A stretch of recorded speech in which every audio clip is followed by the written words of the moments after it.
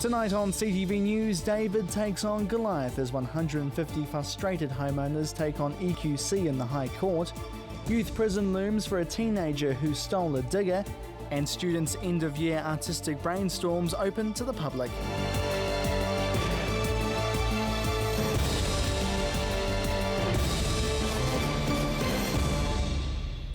Kia ora, good evening. An EQC action groups filed a case to the High Court wanting clarity over the Earthquake Commission Act.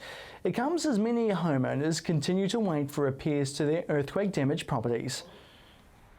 Legal proceedings were filed at the Christchurch High Court today with 150 frustrated homeowners who own 103 earthquake-damaged properties seeking clarity over the EQC Act. The action group's looking at 4 different standards within the Act. Some homeowners are still waiting after nearly 5 years for repairs to their properties or are seeking further fix-ups as work completed wasn't satisfactory. What it's saying at head office is a bit different from what's happening on the ground. So on the ground, our members are being told we only have to repair this back to how it was pre-earthquake. But under the Act, EQC has to repair it back to substantially the same as when new, and that can be quite different. When repairing the earthquake damage, you've also got to repair undamaged parts of the house. So the original repair of the earthquake damage triggers other repairs. EQC have said they're not liable to do that. We say they are. The group's also seeking clarity over how EQC calculates cash settlements and the Ministry of Business, Innovation and Employment guidelines. We say that sets a standard which is less than the as when new standard. EQC says they've continued to invite the law firm to resolve concerns of each individual client for nearly 2 years. Well, they're aware what each of our members thinks because they've had 4.5 years dealing with them.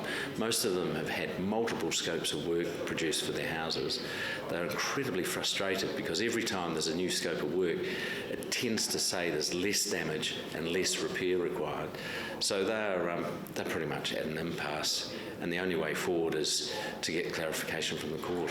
He hopes the Earthquake Commission will push the earthquake damaged properties to be over cap, letting the insurance companies deal with the repairs. Action on the filings is set to proceed early next year. A teenager who led police on a 90-minute chase across the city in a stolen front-end loader faces a stint in youth prison. The 17-year-old, who was 16 at the time, drove the loader into cars and fences during the joyride in June, driving it from Linwood to Bexley. He could be in youth prison for up to 6 months. Well, after much debate in the council chamber today, councillors have put together a proposal to increase the number of councillors in wards throughout the city. But there's still a long way to go before the local elections next year. After passionate pleas from residents in Banks Peninsula, the Christchurch City Council has decided not to combine the ward with Sumner and parts of the Port Hills. Its decision goes against Local Government Commission recommendations, meaning it will need to be put back to the Commission for final approval. Under the proposal, changes to other wards around the city were also made. The number of city councillors would rise from 13 to 16, with the current 8 wards being split into 16 smaller ones. There will be 7 community boards, but some will include 3 wards and 3 city councillors, while others will just have 2. The Banks Peninsula Community Board will cover 4 wards, but will have just 1 city councillor. Under the plan, almost all the city wards have more than 20,000 people living in them, but the Banks Peninsula ward has less than half the population of the other wards, with just over 8,000 people living there. Residents say it should be separate as it's such a large area and the issues there are different to issues in the city. People will be able to make submissions to the Local Government Commission on the plan from the end of next week.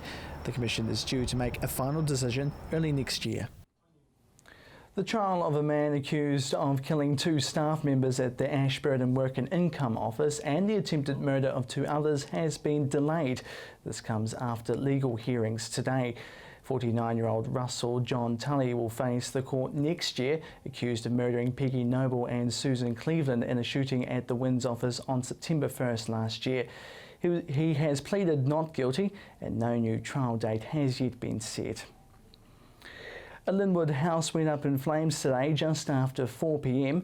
3 fire appliances put out the blaze and the fire service says no one was in the burning property at the time.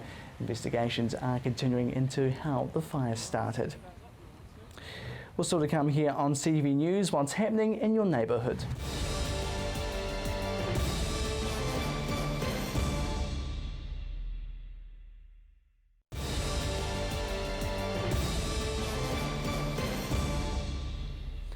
Welcome back to CTV News. From December this year, Christchurch Hospital's Park and Ride service will relocate to the old sale yards on Deans Ave. The premises has been changed to a purpose-built car park.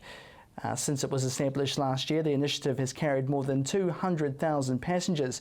From December 1st, the relocated car park will have 300 spaces allocated to hospital patients and visitors. The car park is prepared for long-term use, and volunteers will be on hand at the new space during the opening week. Well, a new proposal will be discussed this week over dumping the current dog control bylaw and policy and replacing it with another, allowing dog owners to take their four-legged friends into the central city. The welcome mat could be out for dog owners around parts of the central city under a new bylaw being discussed this week at the Christchurch City Council. A recommendation could see the council drop the current dog control bylaw, replacing it with a new one, giving dogs more access to parts of the central city, providing they're on leads. I think we need greater clarity over when dogs are on leads and when they aren't, because there are different parts of the beach where they can and can't be on leads, and it's quite confusing. So just for clarity, aside from whether or not to have them in the central city. Dogs are currently banned from places like Victoria and Cathedral Square, but now could be a thing of the past.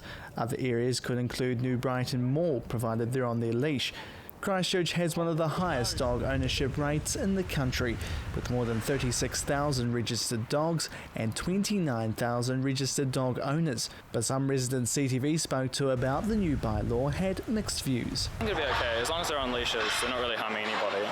I mean, if it was any vicious dogs or anything, I think you can make exceptions, but as long as they're kept under control, I think it's okay. As long as they're respectful, like you would see them anywhere else in the park or in the suburbs, I reckon they should be the same, because I didn't even know they were until even out in the city. Owners are meant to pick it up anyway, so if they continue to do that, it wouldn't be a problem, but I know that they don't, so. Do you think dog feces could be a big problem as well? Like, owners having the responsibility to clean it up is a big deal. That dogs should be allowed to, as long as the owners pick up after them and keep them on the leash and keep them nice and tight when other people are around. It also comes at a time with the Eastern Frame development soon to begin in the CBD. We've got inner city residential development. I think it'll be a difficult thing to police. With social housing, you have some controls there, but it's different in the private sector. The committee meeting on the proposal will be held on Thursday. Students at CPIT, or some of them in fact, will be breathing a sigh of relief as their third and final year rolls to an end, and to celebrate, their work's being displayed in an exhibition called Ripe. Reporter Chelsea Daniels went for a look. CPIT design students near the end of their 3-year course and celebrate by sharing their work with the public. The exhibition showcases a collection of 3D design and modelling, image making, graphics, photography and animation. Students have been working all year and work around a central theme. There's been quite a number in the last 2 or 3 years that are based around the Christchurch earthquakes, and they're started. Third-year student Holly Marie focused her work on Christchurch after the quakes. It's actually about the Canterbury earthquakes. So I just went around like the red zones and gathered like rubble and objects and stuff.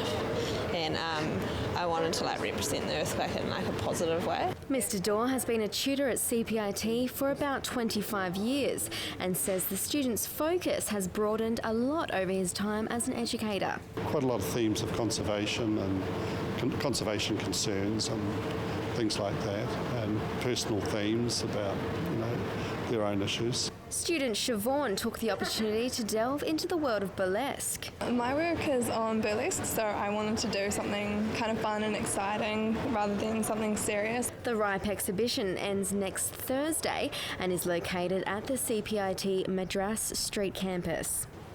Chelsea Daniels, CTV News. Very cool indeed. A 34-year-old man's due to appear in the Christchurch District Court at the end of the month, following the deaths of 2 men in a crash on State Highway 1 south of the Waimakariri Bridge in May. 53-year-old Grant Corlett and 50-year-old David Evans of Rugby, north of Auckland, were killed when the four-wheel drive they were in towing a trailer struck a tree. The man's been charged with reckless driving causing death and careless operation of a vehicle causing death. Well, let's cross to the newsroom now, where Andrew King is standing by with your neighbourhood news.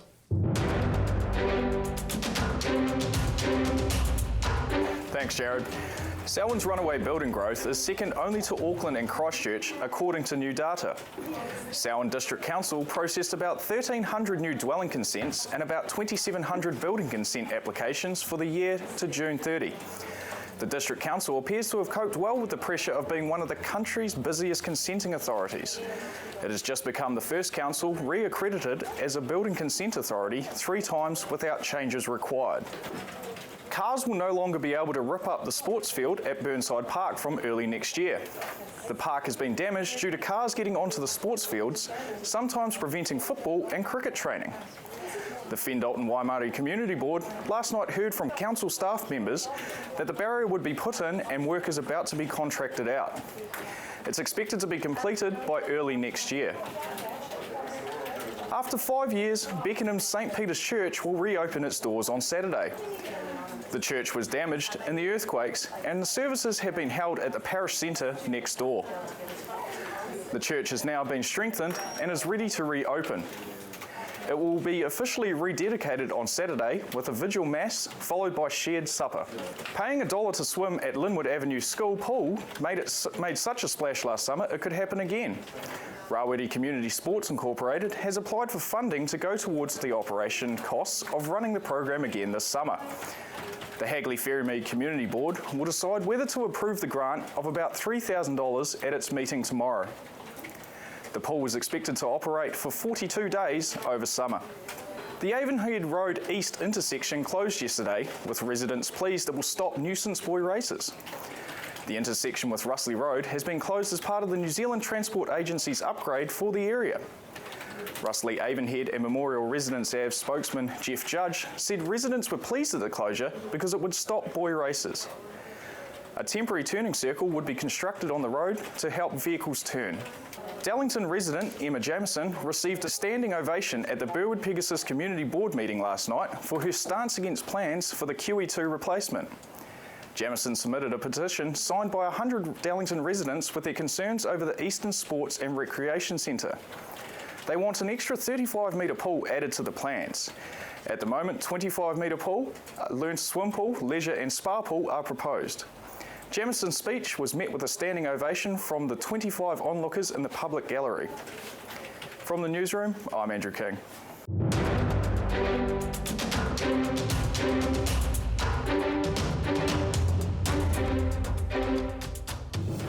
Thanks for that, Andrew. We're still to come here on CTV News, Sport, plus your region's weather forecast.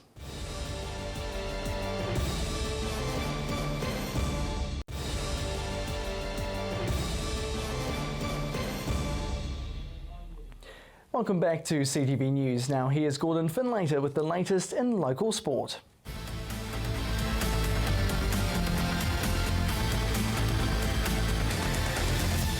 Well, following the All Blacks' success at the recent Rugby World Cup, many of us were proud to see local boy Dan Carter rewarded for his successful career, awarded the Player of the Year at the World Rugby Awards in London. What you may not be aware of, though, is that Canterbury had another player who took out the biggest individual prize in the women's game. Kendra Coxedge was awarded the Women's Player of the Year award at the ceremony at the beginning of the month, recognised for her accomplishments in the game. To be noticed on the world stage was something, huge to me and my family. And then, to go over there and to actually win the award was just, it was another level. I think I went into shock a little bit once my name got called out. It was just, an amazing, proud moment for me and my family. Coxedge's trip to the UK was made even even sweeter, present at Twickenham for the All Blacks victory before the Kiwis cleaned up at the awards. I was really proud to be a Kiwi that night, and just especially after the boys had won the World Cup final too, it's like we were dominating London, you know. Unlike the majority of winners, Cox Edge doesn't have the luxury of being able to play the game as a professional, something she believes has helped her strive even harder for success. Sometimes I think it's quite good to be able to work full time here at Sport Canterbury and then being able to go and play. At times it's difficult in terms of training, but I mean it's time management that kind of gets me through. But there's opportunities I'd love to be able to play full time, but maybe in the future I'll probably be retired at the time. I might become professional. But yeah, it's difficult, but we manage it, and we play for the love of the game, and I think that's why we're so successful. The Black Fern is hungry for more success in the future as well, looking to make the most of her playing days. In the future, my goals are I want to go to the next Women's Rugby World Cup in Ireland in 2017, and if I can, if my body copes with it and stuff, and I want to be able to support the Canterbury team as well to try and get back to the top two, and for me ultimately would be to finish off my career with winning another World Cup, and then winning an NPC title would be the perfect way to finish my career. And here's hoping Cox Edge can return Canterbury to the top of the women's provincial game, although she maintains she'll always remain loyal to her Taranaki upbringing. You can adopt me, yeah. As I say, you can take the necky, girl out of the necky, but you can't take the necky out of the girl. So, I'm a proud Taranaki girl, but I've been down here for a wee while now, so yeah, I can let you guys adopt me for a little time anyway. And Cox Edge could add further to the trophy cabinet next month after being named as one of 3 nominees for the New Zealand Women's Player of the Year. Other Cantabs up for awards on December 11th include Charlie Gamble, who was up for the Age Grade Player of the Year following the Canterbury Under-19 side's national success. He'll face tough competition though in the form of Akira Loani and Alex Fido. Canterbury's imposing lock Dominic Bird is nominated for ITM Cup Player of the Year. Well, the award stage could be turned into a dance floor, with coach Scott Robertson nominated for Coach of the Year after his success with Canterbury and the New Zealand Under-20 side. Mid-Canterbury's Eric Duff will look to do Ashburton proud, nominated for Heartland Rugby Player of the Year, while Dan Carter is of course a nominee for the New Zealand Player of the Year. Well, you're up to date with the latest in local sport. I'm Gordon Findlater for CTV Sport.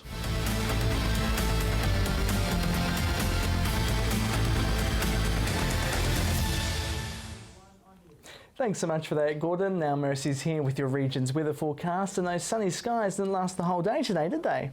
Thanks, Jared. And I know, didn't it turn out there today? Started off lovely and sunny, and that southerly came ripping on through, bringing cooler temperatures and cloudy skies with it too. So it started warm first off for South Canterbury, 16 degrees for Waimate, Timaru and Temuka.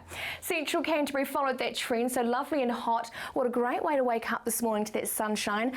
18 degrees for Christchurch, Akaroa, Leeson and Ashburton, and 20 for Darfield.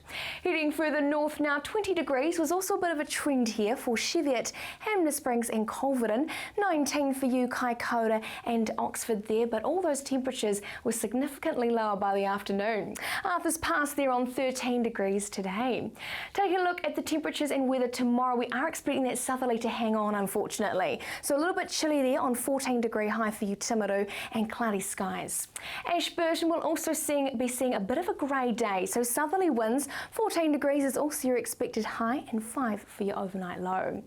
Christchurch might not be such a pretty day for the Garden City, as it will be a little bit grayer overhead. 14 degrees for you there. Hopefully that southerly though easing off as the day goes on. Kaikoura, a few showers first up, a little bit soggy for your Wednesday morning. 11 degrees for your high and 6 for your overnight low. Taking a look at the rest of the Canterbury region tomorrow, we are seeing that southerly trend. That'll be easing off as the day goes on. Just 12 degrees for your high there, Twizel. A little bit different to that 18 degree high today. Central Canterbury, 13 13 there for Akaroa and 14 for everyone else with those southerly winds. Hopefully no rain though. Heading further north, there could be a few showers in the morning, particularly for the north of the Canterbury region here. Cheviot on 13 degrees and 12 there for Colvard and 11 for Hanna Springs. Over to the Alpine region now, 15 there for Arthur's Pass and 14 for Lake Tekapo and Mount Cook, but watch that 1 for your overnight low. Might need those winter sheets back out again. On Thursday, look at that sunshine coming out. That's what we like to see. Northeasterly winds coming through in the afternoon could be quite strong for inland exposed paces. On Friday, we're also seeing that sunshine. Don't be put off by these showers. They're going to rip through early in the morning and they won't even last too long. You might not even see them at all. Looking to the rest of the Canterbury region for Thursday, those northeasterly winds, particularly for coastal areas, and northerly winds for inland places could be quite strong, but a lovely sunny day on the cards. On Friday, we're expecting that rain to come through early on, coming from the northwest. That should be quite quick and brief, and then in the afternoon and evening, lovely hot weather, temperatures between 19 and 22. So the next couple of days, unfortunately, tomorrow is looking a little bit colder. You might need a couple of layers to wear to work. However, on Thursday and Friday, we are expecting it to be lovely and hot, and don't be put off by that little bit of rain Friday morning. That's your update for Tuesday. Back to you, Jared. Thanks so much for that, Mercy, and that is CTV News for Tuesday. You can find all our stories and bulletins on demand at ctv.co.nz. Thanks so much for joining us. I'm Jared McCulloch. Have a great evening.